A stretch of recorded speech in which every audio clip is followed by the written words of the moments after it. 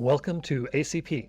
I'm your host, Alex Bollfrass, the head of strategy, technology, and arms control at the International Institute for Strategic Studies in Berlin. On each episode, we welcome the world's leading experts in arms control to share their knowledge and assessments of the most critical issues. Whether you're new to the topic or need a refresher, I hope you will join us in our exploration of everything related to arms control. In this season, we offer primers on all the nuclear weapons arsenals currently existing in the world and their relationship to arms control. I hope it helps you better know a nuke. Meir guaranteed that Israel would not test, declare, or threaten its neighbors with nuclear weapons.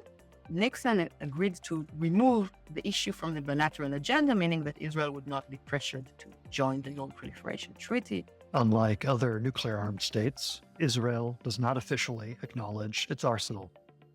This episode explores the history, strategy, and arms control implications of Israel's nuclear program. Let's get to better know the hidden nuke. My name is Or Rabinowitz. I'm from the Hebrew University, a tenured senior lecturer at the International Relations Department.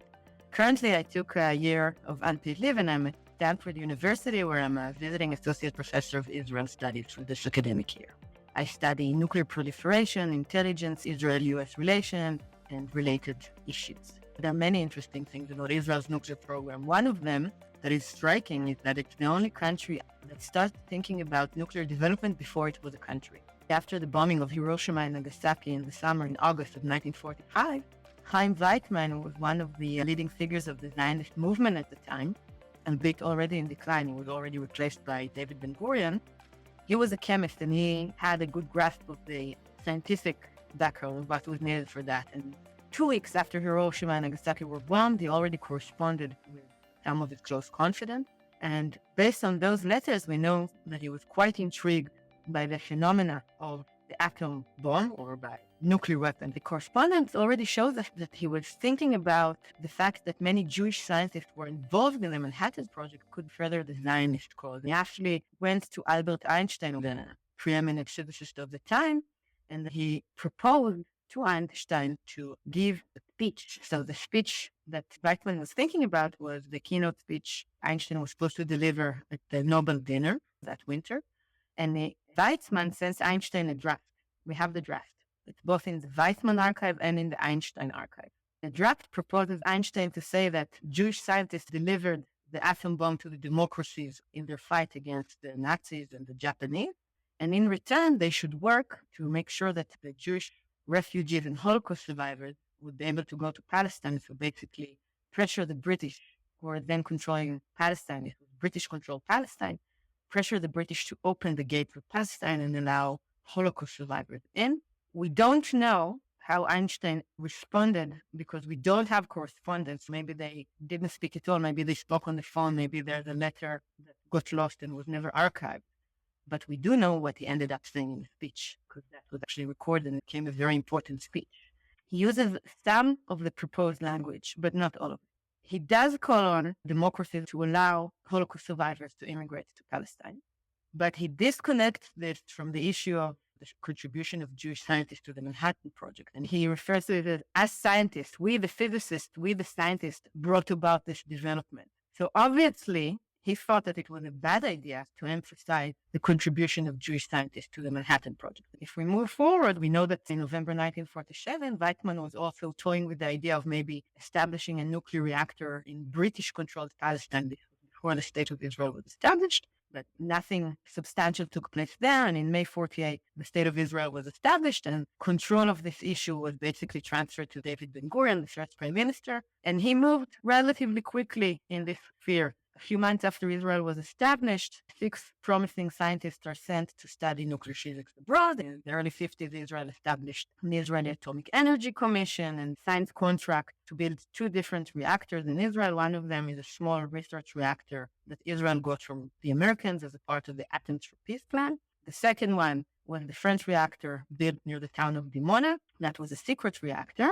Israel was building it without informing the world that it was building it, and it was exposed internationally by leaks to the American press in December 1960, and then the Prime Minister David Ben-Gurion acknowledged it in the speech, so it was never really a secret that Israel was building a reactor, and later on it operated it, but Israel never acknowledged what it was doing inside the reactor. Throughout the 1960s, Israel was building its nuclear capability. Around late 63 or early 64, Israel probably started producing plutonium as a reactor, but this isn't something the Israeli government officially acknowledged. From what we know, because Israel has never officially acknowledged a big part of its nuclear history, we work with secondary sources or primary sources that are not Israelis. For example, we can work with American and British and Canadian and other intelligence estimates. We can work with leaks. We can work with some unidentified comments made by people close to the program. But the important thing to understand is that we're not talking about official statements. But using these sources, we can draw a preliminary history of the Israeli nuclear program. From what we know, Israeli nuclear forces were put on alert on 3 different instances. In the days leading to the 67 war, Israel already put 2, maybe more, primitive nuclear devices in state of readiness. The idea was that the leadership may ask the IDF to detonate a demonstrative nuclear device in the desert. This wasn't a military deployment. This wasn't a deployable device. It wasn't a bomb that you can drop from a plane or put on a missile. This was a very big device, the size of a fridge or 2. The idea was that the Air Force would take it and deploy it on a hilltop in Sinai, attach a timer to it, run away, basically hide. The team was supposed to hide. And this would demonstrate the capability, but wouldn't target battlefield targets. But obviously, this wasn't something that was ever conducted. In 1973, Israel was already nuclear capable and put on alert a squadron of Israeli Air Force jets. We believe they were Mirage jets. We think that at least twice during the war, the forces were put on alert. But it's not clear to us what kind of alert it was and who exactly was behind it. In September 2023, a few days before October 7th, an interesting news story appeared in Israeli news by journalist Ronen Bergman, who was working with historian Adam Raz. They published a bunch of handwritten notes that Adam Raz, the historian, had come across. We can't verify the sources, but they seem to have the handwriting of Israeli officials at the time and ministers of the cabinet describe relevant incidences. Based on these notes, at least twice, Israel's nuclear forces were put on alert, but not necessarily with the Prime Minister's authorization, Prime Minister Golda Meir. According to the note, she actually ordered Dayan, the Minister of Defense, to remove the alert. And if I'm quoting the note accurately, she said something like, "The party is over." We think that there was some sort of an alert and that it probably involved bombs that Israel could have deployed using its Air Force. Israel missiles were not yet deployable using some leaks and secondary sources. The picture is not completely clear. Israel displays the missiles to deter the Egyptians and the Soviets, almost a blast in the sense that the missiles were not yet deployable. They could not have carried a nuclear warhead at the time, but the Egyptians and the Soviets had no way of knowing this. This is how we see the deployment of the Jericho missile during the 1973 war. We don't have official documentation. Another important event, which is a part of Israel's nuclear history, is an incident called the Villa Incident from September 1979. This is a suspected nuclear test, and the suspects of conducting it are Israel and South Africa. Most scholars believe that they probably somehow collaborated in conducting this test, but we don't know exactly how this assumed collaboration went on. In the 1960s, Israel guaranteed the U.S. that it would not be the first to introduce nuclear weapons to the Middle East. And in 1969, this became an official policy. Israelis from then on basically stated this and doubled down to this outwardly, and this was Israel's official nuclear policy, that Israel would not be the first to introduce nuclear weapons to the region. Introduction isn't actually a legal term, but what it was understood by the United States and what the Israelis understood it to be was first and foremost an Israeli guarantee not to conduct a nuclear test, because introduction was seen as possibly many things, but for sure a nuclear test was seen as an introduction. In the mid-1970s, Israel started to collaborate with South Africa, then under the apartheid regime. Both countries were basically pariah states, were the target of boycotts by different parts of the world. They started to collaborate against that backdrop, and South Africa was also developing its own nuclear weapons program. Like Israel, it was a clandestine, a secret nuclear weapons program, We don't know exactly the terms of the collaboration or the depth of the assistance. We have some assumptions about this assistance in the mid-70s onward. But what we think is that the Villa incident was tied to this. Now that we understand the backdrop, what exactly was the Villa incident? In September 1979, the night of the 20th or the 21st, depending on which time zone you inhabit, an American spy satellite from the Villa series, this is why we call it the Villa incident, picked up a signal above the Indian Ocean, roughly halfway between Cape Town and the southern tip, if you will, of Antarctica. Somewhere in the middle of the ocean, our Villa satellite picks up a signal, and that signal is very interesting. It had the shape of a double hump. If we conjure up the image of a camel with two humps, we'll understand that the signal was somewhat similar to that. It's an interesting signal because the only other phenomena that actually gives out this signal is a nuclear test. The Carter administration and President Carter himself were now in a bind. We have this signal. It could either indicate a nuclear test or something else. But if it is a nuclear test, we have to attribute it to someone. And now we have a problem. We should all know that President Carter himself was trained in nuclear physics. He served in the U.S. Navy. He knew what he was talking about. Carter wrote in his diary that this could either be an Israeli test, a South African test, or neither. What we think happened as scholars is that the review panel, or basically the bureaucrats and the scientists that the Carter administration tapped to figure out whether this was a test or not, we think that it was basically set up for them to conclude that it was not a nuclear test. That panel specifically didn't include intelligence people. These people didn't actually get to read intelligence assessments. And at the end, they basically said, we're not sure what it was.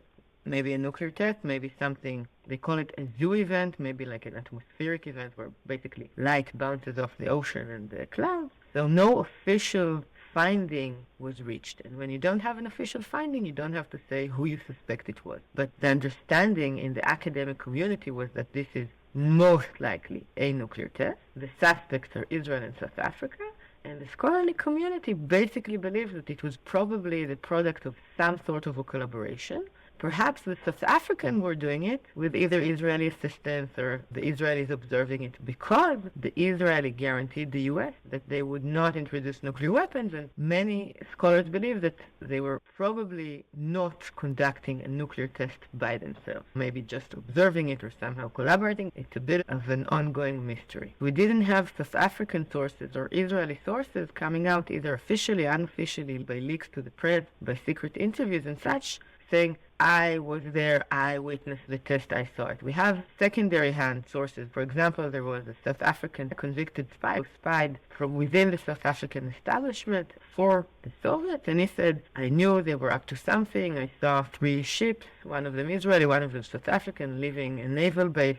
There are some circumstantial evidence, but we don't have anyone from the in circle saying, yes, this was a South African or an Israeli or a joint nuclear test. We don't have an official smoking gun. Ideally, you'd like one Israeli, one South African, of course, even more. That we don't have. In the literature, there is a book by scholar Richard Rhodes who cites a source. It seems to be Israeli following the content, but it doesn't say this is an Israeli source, saying that he was involved and this was a part of an Israeli-South African nuclear test. The assumption was that that specific location was chosen because it would have been, in theory, easy to get away with it. Literally in the middle of nowhere. That specific Villa satellite that did end up picking the signal was supposed to be out of commission. It was too old. It was decades old. Interestingly enough, that specific satellite had identified 100% of its identifications correctly. So we're talking about dozens of tests. I forget the exact number, but scores of nuclear tests. That specific satellite correctly identified them. It was supposed to be out of commission. It wasn't taken out of commission. So the understanding is that, assuming this was some sort of a collaborative Israeli-South African effort, that they were under the impression that it would not be detected. And I should also stress that it was a low-yield test. We're not talking about a big nuclear test. We're talking about something that was probably rather small. But the one interesting thing that happened was the 1986 Vanunu scandal, or the Vanunu revelation. Mordechai Vanunu was a technician at Israel's secret demoner reactor. He became disillusioned with Israel and the reactor. He quit his job. He went traveling, and one thing led to another, and the London Sunday Times published a story based on Vanunu testimonies about what was happening. Before Vanunu quit his job, he actually smuggled in a camera and took photos inside the complex itself. So any semblance of a mystery or ambiguity about what was actually happening in Iran basically blew away in October 1986. Ever since, it became a diplomatic vestige of ambiguity, an empty shell of a secret that photographs of inside the reactor were already printed in the press. One of the interesting findings I find my research was that from 1986 onwards, when the U.S. talked with other interlocutors, whether it's the Soviet/Russians, whether it's the Brits, whether it's within the IAEA, and they want to talk about nuclear proliferation in the Middle East, Israel appears from that point on as the first talking point. The U.S. is concerned with Israel's nuclear program. For this reason, we don't conduct civilian nuclear exchanges with the Israelis because Israel refuses to place all its nuclear facilities under safeguard. From that point on, this became really something the U.S. couldn't ignore any longer. The third incident took place during the first Gulf War in January 1991. That summer, Iraq invaded Kuwait, and the U.S. had put together a U.S.-led coalition to force the Iraqis to leave Kuwait. And it started with an air campaign, and then the Americans invaded on the ground. When the air campaign started, the Iraqis launched missiles in Israel and Saudi Arabia. The Iraqi motivation was that if you force Israel to retaliate, then the Arabs would leave the US-led campaign because they couldn't bear such strategic proximity to Israel. During that war, Israel did not retaliate. During the war, the Israeli citizens were the target of 39 Scads or Al-Hussein missiles. There were relatively very few casualties. The body count was low. And it allowed Israeli Prime Minister Yitzhak Shamir to not retaliate against Iraq of the Scad. In Washington, this was called Scad Thursday. In Israel, it was already Friday morning, so no one called it Scad Thursday. In the first night of the Scad, many American sources like Colin Powell and other people noted that we saw Israel had put its Jericho missiles on land, and they all say, who knows what warhead they had on it. We believe this was a nuclear readiness. If you are a nuclear capable country and you sustain a barrage of missiles, and if you don't know yet if they're chemical or conventional, it's likely that you will put your forces on alert. The United States played a major role in shaping Israel's refusal to officially acknowledge its nuclear weapons arsenal. One of the most interesting developments for the Israeli nuclear program was the September 1969 Nixon-Meir deal. It's a secret understanding reached between U.S. President Richard Nixon and Israeli Prime Minister Golda Meir during Meir's visit in September 1961 to the White House. So formally never acknowledged. There's extensive scholarly writing on it. Shlomo Ben Ami, former foreign minister of Israel, referred to it in an academic paper he gave in 2009. So it's actually quite substantiated. And there are secondary documents substantiating its existence in American archives and other. According to what we know, this was a relatively basic, simple understanding. Meir guaranteed Israel would not test, declare, or threaten its neighbors with nuclear weapons. Nixon agreed to remove the issue from the bilateral agenda, meaning that Israel would not be pressured to join the Non-Proliferation Treaty. This understanding was secret until November 91. After the Madrid Peace Conference, Israeli leadership leaked the deal, and it was published by an Israeli journalist with the approval of the Israeli Military Center. They struck down previous stories deemed too sensitive for Israeli national security. In November 91, the story is published, and government sources in the story by Aluf Ben in Israeli newspaper Haaretz said they're concerned the Bush administration will withdraw from the Nixon-Meir deal. So basically, they're trying to make sure that the deal is legitimized, or at least public knowledge. The Israelis were afraid President Bush and Secretary of State Jim Baker would put together a sweeping Middle Eastern initiative, which would also have a nuclear component. So basically push Israel to either join the NPT or accept limitations on its nuclear program. In the Madrid Peace Conference in late October and early November, obviously in Madrid, with Israel's participation and participation of the Arab world, they found some basis for the concern. One of the groups that was established was a group dealing with arms control and disarmament and regional security. And the Israelis were afraid that this would be a vehicle to pressure Israel. In my opinion, that's a very big contributing factor to why the deal was kept secret until November 91, and then in November 91 became public knowledge. After the Madrid peace process took place, the Israelis adopted a wary approach to the Americans. They weren't sure what the Americans were planning. On one hand, if President Bush had won a second presidency, they were wary that he may, and I'm quoting from news press at the time, come after Dimona. This was a real concern that Israeli officials had put on the record in the media. But when Clinton won, they didn't know what to expect. Clinton was the former governor of Arkansas. He had zero foreign policy experience, zero history with Israel, and they really did not know what to expect. What happened was that Clinton was swept away in the Israeli-Arab peace process, the Oslo Peace Accord between Israel and the PLO, and became heavily invested in that. The issue of Israel's nuclear program was squared away, much to Israel's relief. According to press reports of the time, Clinton and Israeli Prime Minister at the time, Yitzhak Rabin, agreed that as long as Israel continues to pursue the peace process, the issue of pushing Israel to join the NPT would be secondary, would not be pursued. And indeed, in 1995, when the NPT conference met to decide on whether the NPT will be indefinitely extended or not, the issue is sidelined. Clinton manages to pressure the Egyptians, who were very much against it. He manages to pressure the Egyptians not to put sticks in the wheels of the conference, if you will. They do pass a resolution regarding the Middle East, but it's mild. It's something that the Israelis can definitely live with. It doesn't actually name Israel. And the NPT gets extended indefinitely, which is a huge success for the Clinton administration. As the Israeli nuclear program is sidelined, it's basically ensconced somewhere else. And I think that we've been at that place ever since. So there's a lot of diplomatic going on about nuclear proliferation in the Middle East and Israel's nuclear program, but they have always remained below the threshold of the U.S. actually applying pressure on Israel to join the NPT or actually abandoning the Nixon-Meir deal. Sometimes there were different views, and sometimes different U.S. administration talked with Israel, and sometimes they did not. Regardless of the tone, the policy remained.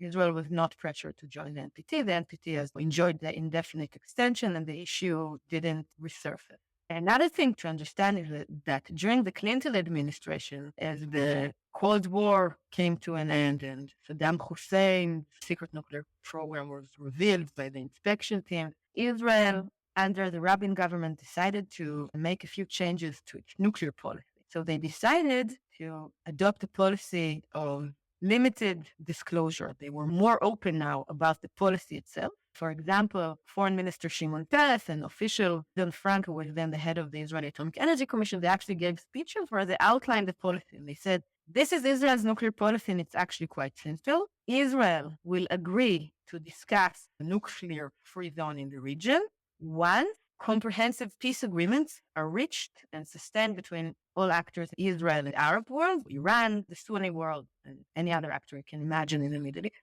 So in the 90s, for the first time, we see Israel actually laying out a policy and explaining what it is. It was labeled in the press as the long corridor policy.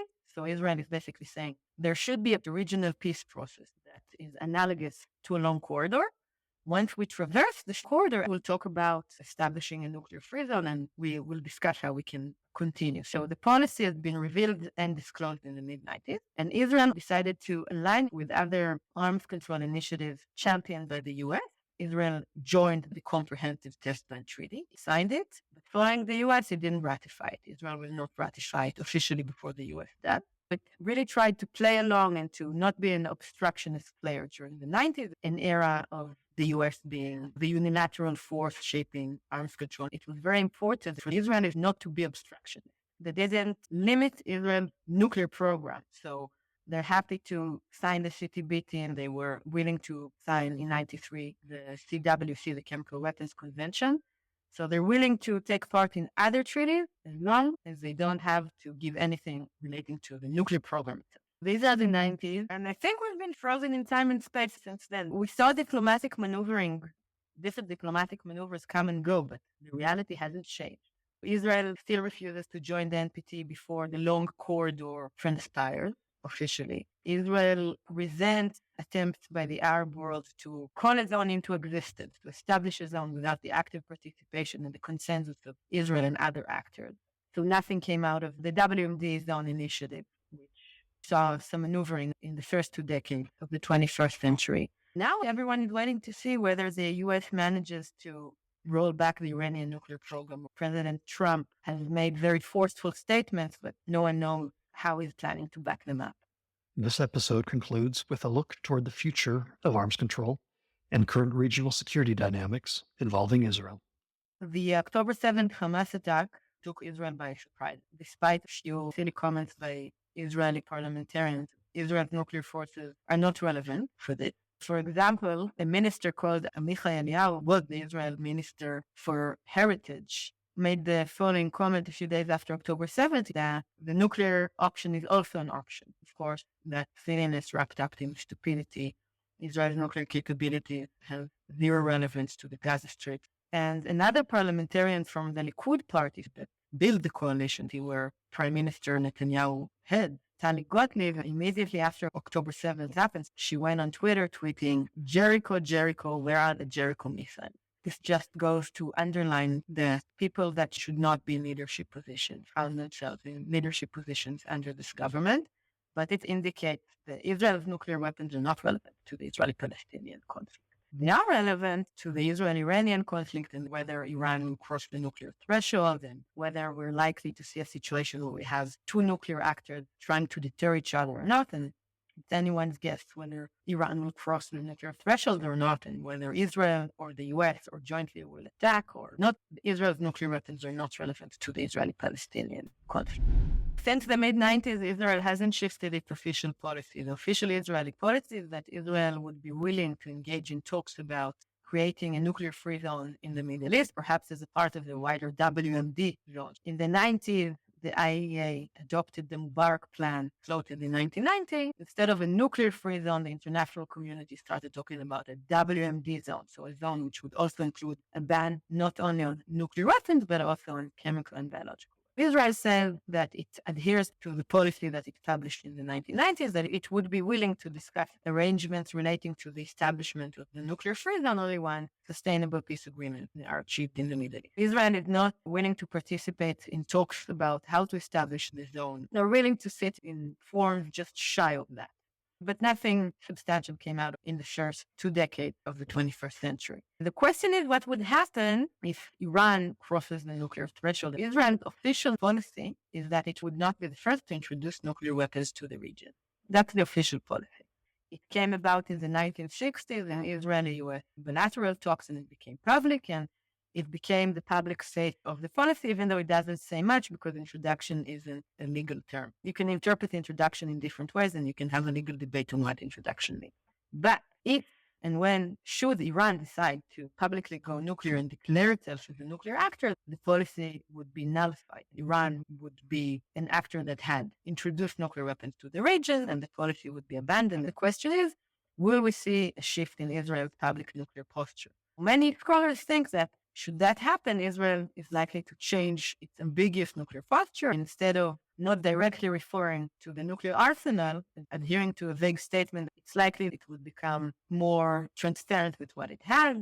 But we can imagine different scenarios. When countries want to show that they're nuclear capable, they can conduct tests, they can launch missiles, they can declare. So the question of how exactly Israel would go about reshaping its nuclear posture would be open for interpretation. The Israelis are not openly discussing this because it's deemed strategic unwise to say exactly what you're going to do should an event happen when you want to focus on that event not happening or preventing that event.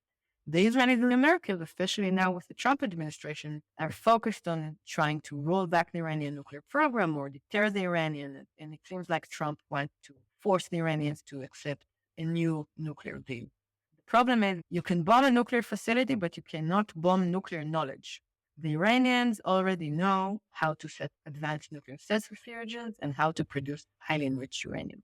That's not going anywhere. Now, the Americans and Israelis have to figure out their next step. Another important thing to remember is that for both the Israeli and the American calculation, you have to make sure that you don't pressure Iran into crossing the nuclear threshold.